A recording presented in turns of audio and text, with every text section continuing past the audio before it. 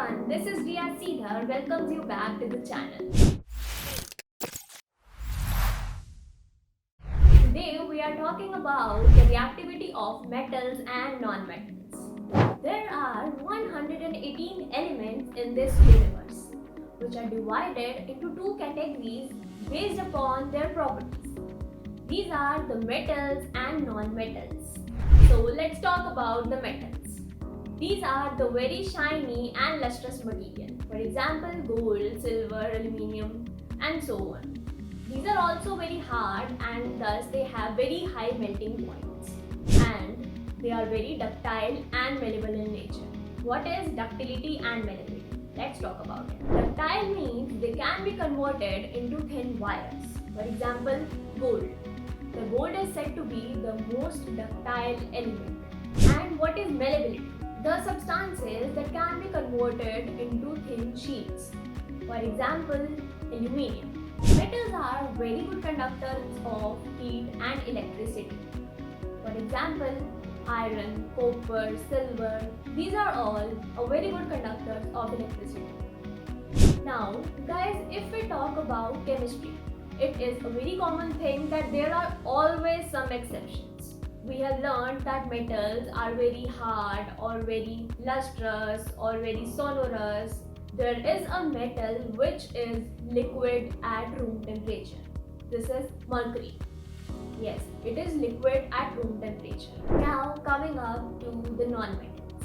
These are the complete opposites of the metals. These are non-lustrous, soft, but there are always some exceptions in chemistry. Yes, iodine is the exception. It is very lustrous. These are not malleable, not ductile, not sonorous. Also, they are very poor conductors of heat and electricity. Also, non-metals are either solids or gases. But again, bromine is the exception that it is present in the liquid form. We all know that carbon is a known metal and also it is present in its different forms, which we call them as their allotropes. The diamond is the allotrope of the carbon, which is very hard and lustrous. It is also a very common and important exception about the non-metals. Metals and non-metals have some chemical properties which tells us about how they react with the chemicals or the substances they are around. To know this, we should be clear about the reactivity of metals and non-metals. Some scientists have designed a reactivity series of some metals and non-metals. Let's have a look on it. Here in this series, the metals are arranged in order of their reactivity. That is, they are arranged in the decreasing order of their reactivity. The metals present at the top have the highest reactivity while the metals present at the bottom have the lowest reactivity. Here the potassium and sodium have the highest reactivity while the elements present at the bottom, that is the silver and platinum, these have the least reactivity. In the previous chapters, we have studied about the displacement reactions. In this reaction, the more reactive substance displaces the less reactive substance.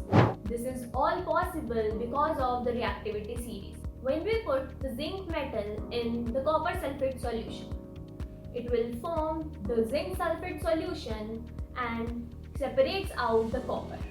According to the reactivity series, zinc is more reactive than copper.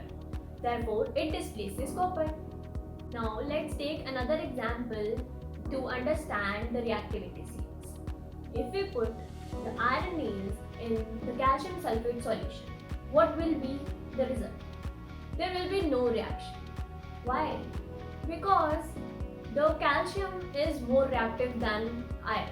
So the iron cannot displace this calcium. Therefore, there will be no reaction. This was about the reactivity of the metals and the reactivity series.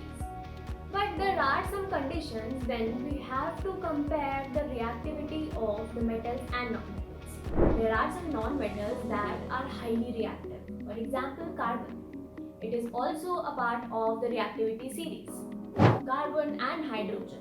They both are the part of reactivity series. The carbon is placed between the aluminium and zinc.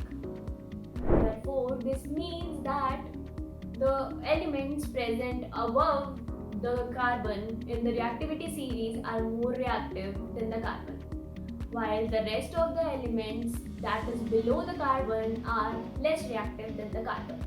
This reactivity series will help you learn about the chemical properties of the metals and non-metals. Hope you learn the reactivity series well. So please like the video, share the video and subscribe the channel. For more such interesting stuff, subscribe to our YouTube channel.